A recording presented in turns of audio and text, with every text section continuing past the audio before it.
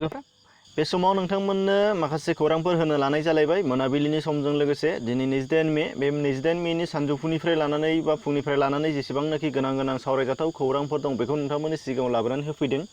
दा बे हिसाबै फार्स्टआव नुनो मोननाय जादों नोंथांमोनहा बाक्सा जिल्लानि मारेंपारा मुंनि मोनसे गामियाव सासे गेदेमा होननानै बुंनांगोन बिथाङा आलि दानबाय थानाय समाव मासे खासेव मोनदों बिथाङा खासेवखौ हाग्रा बिफाननो गथायनानै हरदों होनदों। बे हाबाफारिया जोबोद बाख्नायजाथाव जादों। बिथांनि मुंखौ गुनिराम बसुमतारी होननानै खौरां बिजोङाव नुनो मोननाय जादों आरो बिथाङा जोबोद एसेल' बैसोनि 17 बोसोर बैसोनिल' सासे सुबुं होनदों। दा बिथाङा हाग्रानि गुबुआ जोंनि मिथिंगायारि जुनार एबा खासेव जाय खासेवखौ बिथाङा मोननानै बिथाङा जानो हायोमोन बिथांमोनहा, नाथाय बिथाङा हगारनानै होफिनबाय आरो हाग्रा बिफाननो गथायनानै हरनाया जोबोद बाख्नायजाथाव जादों। दा बिथांबादि जोङो गोबांथार नुनो मोना, जाय जाथायखौ जोङो दिनैसो नुनो मोननाय जादों खासेवखौ हरफिननाय। नाथाय गोबाङानो साननो हागौ खासेवथारखौनो मारै बेबायदि हरफिनखो होननानै। दा बेयो जाहैबाय जोंनि मिथिंगा अनसायनाय जोबोद गेदेमा बिथांनि गोसो गुवार। दा बिथांखौ जोङो रोजा रोजा साबायखर बावनांगोन आरो बिथांबायदि गोबांथार जोंनाव रोजा रोजा ओंखारबोनांगोन, अब्लासो जोंनि मिथिंगानि सम्पदफोरा जोंनाव थाबाय थानो मोननाय जागोन। मानो होनबा दिनैसिम हाग्रानि अनगायै खासेव बा खासेवनि अनगायैबो गुबुन गुबुन मिथिंगायारि जिबिफोरखौ जों नुनो मोनलिया। दा बिथांनिसिम फिन साबायखर बावहरनाय जाबावबाय। नैथियाव नुनो मोनगोन नोंथांमोनहा दिनैनि खौरां बाहाय नुनो मोननाय जादों पुलवामा हथात जम्मु एन्ड काश्मीरनि पुलवामा बेहाय नुनो मोननाय जादों नोंथांमोनहा पावलामायाव। बाहाय गोबांथार जाथाय जाबाय थायो। बेजोंनो लोगोसे दिनैबो गोख्रों गोहोगोरा मोनसे बमा आइइडि बमा बेफ्रुहोनायनि थांखि लादोंमोन। गंसे कारनि गेजेरजों बेखौ लाबोनाय जादोंमोन। नाथाय भारतारि रौनिया हानजानि नाजानायाव बे खैफोदखौ बारग'होनाय जाबाय आरो बेखौ रावबो आघात गैयाजासे एबा खैफोद गैयै जायगायाव बेखौ बेफ्रुहोनानै बासायनाय जाबाय होनदों। दा बेयो जोंनि थाखाय जोबोद गोजोनथाव खौरां। नोंथांमोनहा बे भिडिअखौ नुखांबायबो जानो हागौ, गोबां ससियेल मिडियायाव भाइरेल जानानै थांखांबाय। अब्लाबो नोंथांमोननि थाखाय बेखौ दिन्थिनानै होनाय जादों। जोंनि भारतनि रौनियाफोरनि थाखाय साबायखर बावहरनाय थाबाय। बेनि उनाव नोंथांमोना नुनो मोननाय जागोन 3 नाम्बाराव दहायबो फोसावखानाय जादों बेखौ, नाथाय गोबाङानो मोनफ्रोमबो भिडिअखौ नायजोबा। बे हिसाबै नोंथांमोनखौ फोसावबावनाय जादों जे उत्तराखन्डआव हाग्रायाव अर जोंनायनि गोबां खोथा नोंथांमोना ससियेल मिडियायाव भाइरेल जानाय नुनो मोन्दोंमोन। नाथाय बे जाथाया उत्तराखन्डनि नङा होनदों। उत्तराखन्डआव बेबायदि मालाबाबो हथात देग्लायनिबो बोसोराव बेबायदि जाथाय जायाखै होनदों।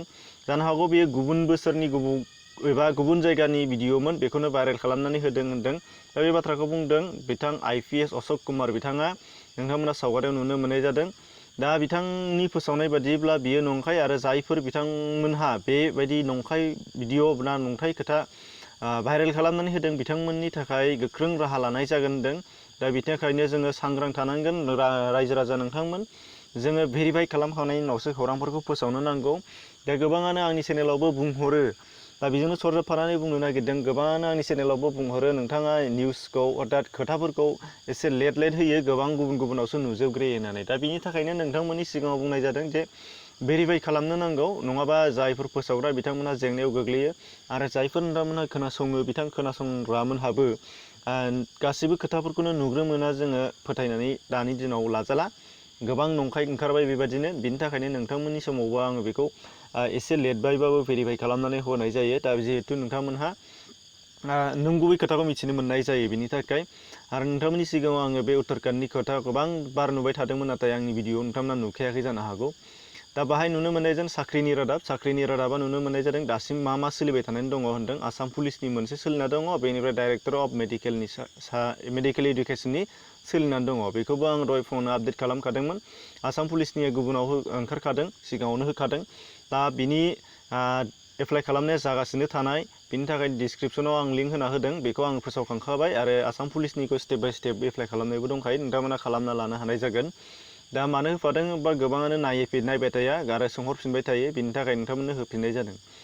दा बाहाय नुनो मोननाय जादों कर'नानि आपडेटनि बेलायाव दहायो नोंथांमोननि सिगाङाव बेलासियावहाय नुनो मोननाय जादोंमोन गासै 831 सा, नाथाय बियो दा 25 सा मोनदेरनानै 852 सा जाहैबाय। आरो बिनि उनावहाय एक्टिभ केसआ 762 सा, डिसचार्ज 87आनो दङ, थैनाया 4 आरो 3 माइग्रेट जालांनायाबो बेखिनियानो दङ। हथात दा समाव 762 सा दङ। आरो बे खौरांखौ फोसावखांनायनि उनावहाय आरोबाव मोनबावगोन बियो सियर। बिनि थाखायनो बेयो फैयो थाङो जागासिनो दङ। नोंथांमोनहा दा बर्थमान दा नैबे भिडिअखौ बानायनाय समनि नोंथांमोना बेखौ नुनो मोननाय जादों 760 सा एक्टिभ गासै पजिटिभआ 852 सा।